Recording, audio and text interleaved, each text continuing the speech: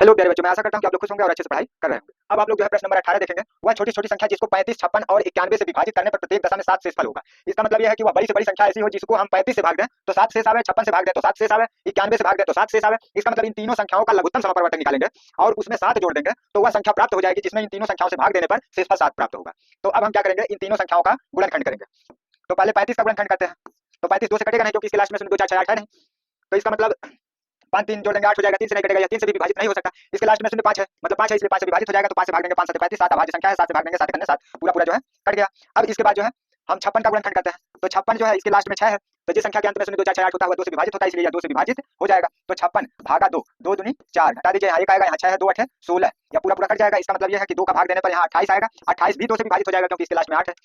तो 28 में जो है 2 का भाग देंगे, 2 एक अन्य 2 कट जाएगा, पूरा पूरा 8 उतारेंगे, 2 चौके 8, यह भी पूरा पूरा कट जाएगा, 14 आएगा तो यहाँ 14 लिखेंगे, फिर जो है 14 भी 2 से कट जाएगा तो 14 भागा 2, 2 सते 14 पूरा पूरा कट जाएगा इसलिए जो है यहाँ 7 आएगा, 2 सते 14। अब फिर इसको 7 अभाज्य संख्या इसलिए हम इसको 7 से विभाजित करेंगे, 7 करने 7 हो जाएगा। अब इसके बाद हम जो है 91 का गुणनखंड करते हैं। 91 का गुणनखंड करेंगे तो यह जो है 2 से कटेगा नहीं क्योंकि इसके लास्ट में 0 2 4 6 8 है नहीं, 9 1 10 3 से भी नहीं कटेगा। फिर इसके बाद 5 से कटेगा नहीं क्योंकि 0 5 लास्ट में नहीं है तो 7 से यह कटेगा। तो 7 से इसको विभाजित करते हैं, 91 भागा 7, 7 करने 7 हो जाएगा, घटा देंगे यहाँ 2 आएगा, लास्ट में 1 उतर जाएगा, 7 3 21 हो जाएगा, पूरा पूरा कट जाएगा। इसका मतलब यहाँ 91 में 7 का भाग देने से यहाँ 13 आएगा और फिर जो है 13 अभाज्य संख्या है इसलिए 13 से हम भाग देंगे तो यहाँ 13 करने 13 प्राप्त हो जाएगा। तो इस तरह से यह तीसरी संख्या का गुणनखंड हो गया।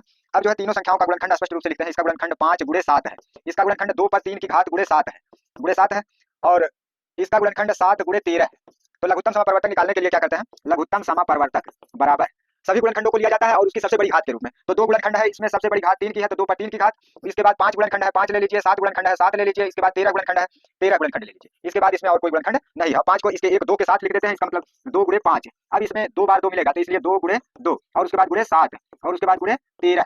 तो अब हम क्या करते हैं, 5 गुणे 2 10 हो गया तो बराबर हो जाएगा 10। अब जो है 2 दूना 4, 4 सते 28 तो गुणे 28 हो गया। अब जो है इसके बाद लास्ट में गुणे 13 है तो 13 हो गया।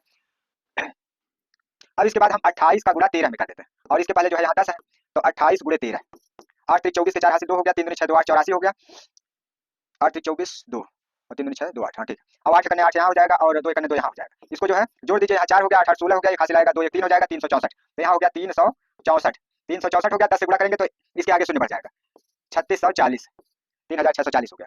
अब इसमें हम जो है 7 जोड़ देंगे तो वह संख्या प्राप्त हो जाएगी जिसका शेष जो है 7 प्राप्त होगा, जिसमें शेष जो है 7 प्राप्त होगा।